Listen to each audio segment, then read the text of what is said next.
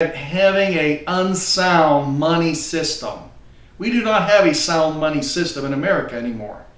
Ever since, I know people say FDR took us off the gold standard. Well, that's not true. FDR just basically confiscated the gold and outlawed it for private ownership.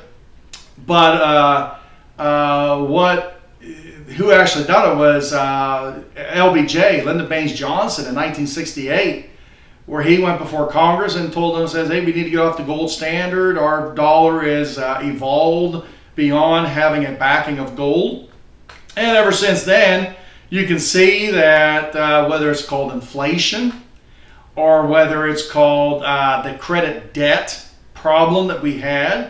In fact, I think the total debt, whether it was all governments and personal households, was like $1 trillion in 1968. And I believe the federal government was a very small percentage. I'm reading a book right now written by Richard Duncan, and I would highly recommend reading any of his material. But the federal government's debt was small in comparison to corporate debt and also household, personal, private debt. But now what do we have?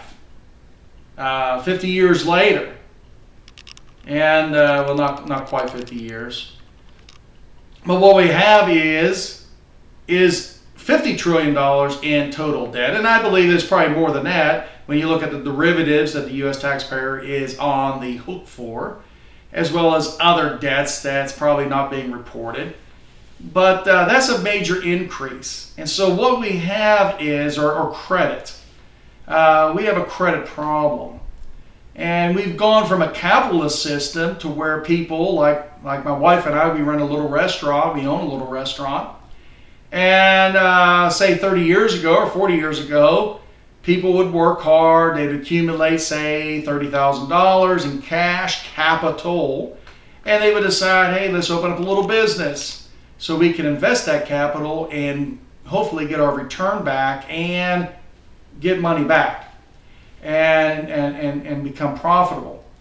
Well, what we have today is people going to the bank, borrowing the money, and then you have corporations that's having to borrow money. You have families having to borrow money, and we don't have much capital. So we have a credit system right now. And it's going to continue that way until we get back to a sound money policy. And is backing gold? I don't know. I'm not that intelligent. I would want to talk to economists of all sides. Now, I am not a Keynesian. I am an Austrian. I believe in Austrian economics. But the problem is if we pull back the credit too fast, too soon, we're going to have a lot of problems. Because basically it's that credit that's fueling the economy right now. And even though the economy is not what it was 10, 15, 20 years ago, 30 years ago, we are still, it's the government's programs. Now, I believe in stopping the war on terrorism. Let's bring our troops home, and I would just soon take that money and have people digging ditches. But we can't afford a war on terrorism and all these other things that our government is involved in, whether it's for the New World Order that some of them really believe in, or globalism or whatever.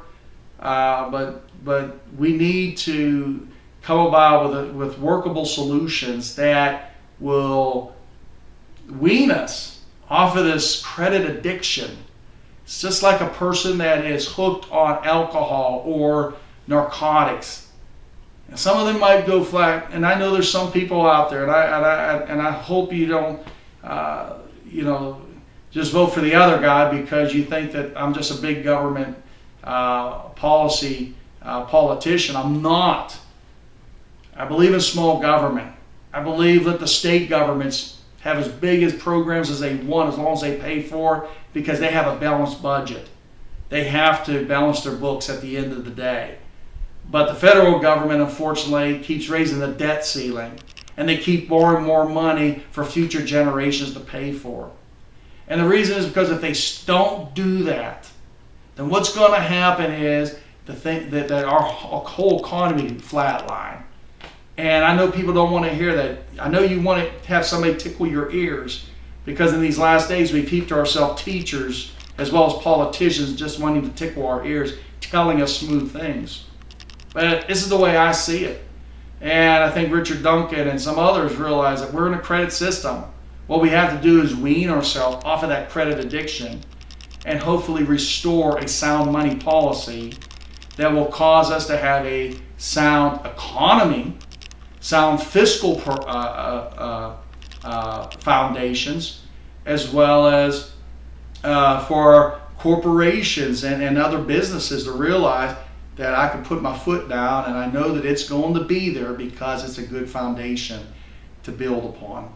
And until people get that sense of security and that sense of stabilization and a sense of that if I invest my money, that I'm going to get it back. Right now, people don't want to invest because they're afraid of losing it all. So that's why they're holding on to it.